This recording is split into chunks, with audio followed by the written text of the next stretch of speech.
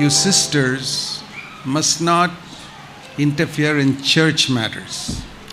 ಸಹೋದರಿಯರು ಸಭೆಯ ವಿಷಯದಲ್ಲಿ ನೀವು ತಲೆ ಹಾಕಬಾರದು. That is not your business. ಅದು ನಿಮ್ಮ ವ್ಯವಹಾರವಲ್ಲ. You tell your husband about home matters. ನಿಮ್ಮ ಗಂಡನಿಗೆ ಮನೆಯ ವಿಷಯಗಳನ್ನು ಹೇಳಿ. Don't put ideas into your mind that this brother is like that, that brother is like that. That's not your business. ನೀವು ನಿಮ್ಮ ಗಂಡನಿಗೆ ವಿಶೇಷ ಜ್ಞಾನ ಹೇಳಕ್ಕೆ ಹೋಗಬೇಡಿ, ಆ ಸಹೋದರ ಹೀಗೆ, ಆ ಸಹೋದರಿ ಹೀಗೆ ಅಂತ. There are some wives like that. ಕೆಲವು ಸಹೋದರಿಯರಾಗಿದ್ದಾರೆ They are the mouth of the devil. ಅವರು ಸೈತಾನನ ಬಾಯಿಯಾಗಿದ್ದಾರೆ. The accuser of the brethren. The devil is called the accuser of the brethren in Revelation 12. ಪ್ರಕಟಣೆ 12ರಲ್ಲಿ ಹೇಳುತ್ತೆ, ಸೈತಾನನು ಸಹೋದರನ ದೂಷಿಸುವಂತವನು ಅಂತ. ಹಾಗೆ ಸಹೋದರನ ದೂಷಿಸೋರಾಗಬೇಡಿ ನೀವು. But unfortunately the devil doesn't have a mouth, because he doesn't have a body. ಸೈತಾನನಿಗೆ ಅವನಿಗೆ ಶರೀರ ಇಲ್ಲದೆ ಇರೋ ಕಾರಣ ಬಾಯಿ ಇಲ್ಲ. So he looks around for a mouth. ಅವನು ಬಾಯಿಯನ್ನು ಹುಡುಕ್ತಾ ಇರ್ತಾನೆ. And he finds in some sister. ಯಾವುದೋ ಒಂದು ಸಹೋದರಿಯಲ್ಲಿ ಹಿಡ್ಕೊಂಡ್ಬಿಡ್ತಾನೆ. Now I'll use her mouth. ನಾನು ಆಕೆಯ ಬಾಯಿಯನ್ನು ಉಪಯೋಗಿಸ್ತೀನಿ. Accuse people. ಬೇರೆ ಜನರನ್ನು ದೂಷಿಸೋದು. To her husband. ತನ್ನ ಗಂಡನಿಗೆ ದೂಷಿಸೋದು. And the poor stupid husband listens to his wife. ಒಬ್ಬ ಮೂರ್ಖ ಗಂಡ ಅದನ್ನ ಕೇಳಿಸ್ಕೊಳ್ತಾನೆ. And his attitude to somebody in the church changes. ಸಭೆಯಲ್ಲಿ ಕೆಲವರ ಬಗ್ಗೆ ಅವನ ಮನೋಭಾವ ಬದಲಾಗುತ್ತೆ. I want to say to all of you sisters, don't become a mouth for the devil. ನಾನು ಸಹೋದರಿಯರಿಗೆ ಎಚ್ಚರಿಸಲು ಬಯಸ್ತೀನಿ, ನೀವು ಸೈತಾನನ ಬಾಯಿ ಆಗಬೇಡಿ. Let the brothers deal with church matters, you deal with home matters.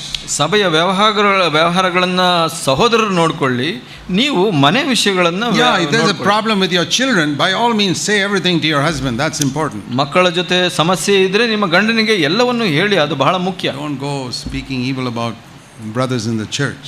ಸಭೆಯ ಸಹೋದರರ ಬಗ್ಗೆ ಯಾವುದೇ ಕೆಟ್ಟದನ್ನ ಮಾತಾಡಬೇಡಿ. Because you can bring division in the church. ಅದರಿಂದ ನೀವು ಸಭೆಯಲ್ಲಿ ಒಂದು ವಿಭಜನೆಯನ್ನು ತರಬಹುದು. Let the brothers sort out their own problems. ಅವರು ಸಹೋದರರು ಅವರ ಸಮಸ್ಯೆಗಳನ್ನು ತೀರಿಸಿಕೊಳ್ಳಿ. You seek fellowship with the sisters.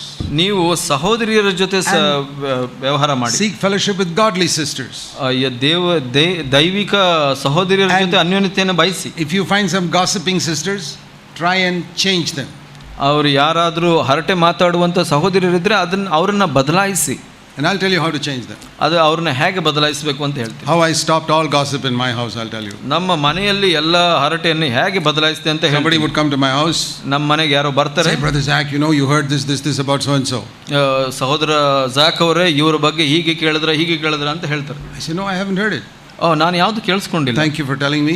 ನನಗೆ ಹೇಳಿದ್ದಕ್ಕೆ ಧನ್ಯವಾದ. Just sit, I'll go and phone that person right now and say that you told me all this. ನೀವು ಇಲ್ಲೇ ಕುಳಿತುಕೊಳ್ಳಿ, ನಾನು ಆ ಸಹೋದರನಿಗೆ ಫೋನ್ ಮಾಡಿ ಕೇಳ್ತೀನಿ. No brother, don't tell. ಹೇಳಿದ್ರೆ ನಮಗೆ ಹೇಳ್ಬೇಡಿ ಸಹೋದರ, ಹೇಳ್ಬೇಡಿ ಇವಾಗ. I say I have the habit of immediately telling anybody who tells me anything. ನನಗೆ ಅಭ್ಯಾಸ ಇದೆ, ನನಗೆ ಯಾರಾದರೂ ಏನಾದರೂ ಹೇಳ್ಬಿಟ್ರೆ ಬೇಗ ಅವ್ರ ಹತ್ರ ಕೇಳಬೇಕು. You know the result of that? ಅದರ ಫಲಿತಾಂಶ ಏನಾಯ್ತು ಗೊತ್ತಾ? Nobody comes to my house and gossips because they know I'll pick up the phone. ನಮ್ಮ ಮನೆಗೆ ಯಾರು ಬಂದು ಹರಟೆ ಆಡಲ್ಲ. ಯಾಕೆ ಅಂದ್ರೆ ಅವ್ರಿಗೆ ಗೊತ್ತು ನಾನು ಮಾತಾಡಿದ ತಕ್ಷಣ. And if that brother doesn't have a phone, I'll say I'll tell him tomorrow about this. And I'll tell your name also. ಆತನಿಗೆ ಫೋನ್ ಇಲ್ಲ ಅಂದ್ರೆ ಆ ಸಹೋದರನಿಗೆ ನಾಳೆನೇ ಹೇಳ್ತೀನಿ, ಮತ್ತೆ ನಿನ್ನ ಹೆಸರು ಕೂಡ ಹೇಳ್ತೀನಿ ಅಂತ ಹೇಳ್ತೀನಿ. For many years, like some places you have a sign saying thank you for not smoking. So ನೀವು ನೋಡಿದ್ರ ಕೆಲವು ಕಡೆ ಧೂಮಪಾನ ಮಾಡಬೇಡಿ ಅಂತ. No. Thank you for not smoking. ಧನ್ಯವಾದಗಳು ನೀವು ಧೂಮಪಾನ ಮಾಡದಿದ್ದಕ್ಕೆ. I had a board in my house. Thank you for not gossiping here. So ನಮ್ಮ ಮನೆಯಲ್ಲಿ ಒಂದು ಬೋರ್ಡ್ ಹಾಕಿದ್ದೆ ನಾನು, ಇಲ್ಲಿ ಹರಟೆ ಮಾತಾಡದಿದ್ದಕ್ಕೆ ಧನ್ಯವಾದಗಳು. Smoking is bad, this is worse. ಅದು ಧೂಮಪಾನ ಮಾಡೋದು ಕೆಟ್ಟದ್ದು, ಆದರೆ ಇದು ಇನ್ನೂ ಕೆಟ್ಟದ್ದು. It's very easy to stop gossiping if you immediately report the matter to the other person and tell them who told you that. So ಆ ವಿಷಯನ ಬೇಗ ಇನ್ನೊಬ್ಬ ವ್ಯಕ್ತಿಗೆ ಹೇಳೋದ್ರಿಂದ ಈ ಹರಟೆ ಮಾತನ್ನ ನಿಲ್ಲಿಸೋದು ಬಹಳ ಸುಲಭ. But sometimes you sisters also like to listen to that gossip and that is why it continues like that. ನೀವು ಸಹೋದರರು ಕೆಲವು ಸಲ ಹರಟೆ ಮಾತು ಕೇಳಲಿಕ್ಕೆ ಇಷ್ಟಪಡ್ತೀರಾ, ಅದರಿಂದ ಮುಂದುವರಿಯುತ್ತೆ. You know what gossip is like? ಹರಟೆ ಮಾತು ಅಂದ್ರೆ ಏನು? ಯಾಕೆ? all the garbage we collect in the kitchen. ನಮ್ಮ ಅಡಿಗೆ ಕೋಣೆಯಲ್ಲಿ ಒಬ್ಬ ಕಸಗಳನ್ನ ಒಟ್ಟು ಮಾಡ್ತೀವಿ ಗೊತ್ತಾ? ಎಲ್ಲ ಕಸ. Supposing somebody brings that garbage to your sitting room one day ನಿಮ್ಮ ಮನೆಯ ಮುಂದೆ ಕೋಣೆಗೆ ನಿಮ್ಮ ಮನೆಗೆ ತಗೊಂಡು ಬರ್ತಾರೆ and says, "Sister, I would like to put all this here." ಈ ಕಸವನ್ನೆಲ್ಲ ನಿಮ್ಮ ಮನೆಯಲ್ಲಿ ಹಾಕ್ಲಿಕ್ಕೆ ಇಷ್ಟಪಡ್ತೀನಿ All that garbage is lying in your sitting room. That is gossiping. ಆ ಒಂದು ಕಸವೆಲ್ಲ ನಿಮ್ಮ ಮನೆಯಲ್ಲಿ ಬೀಳುತ್ತೆ, ಅದೇ ಹರಟೆ. And you tell her, "Please come again, sister, and bring some more."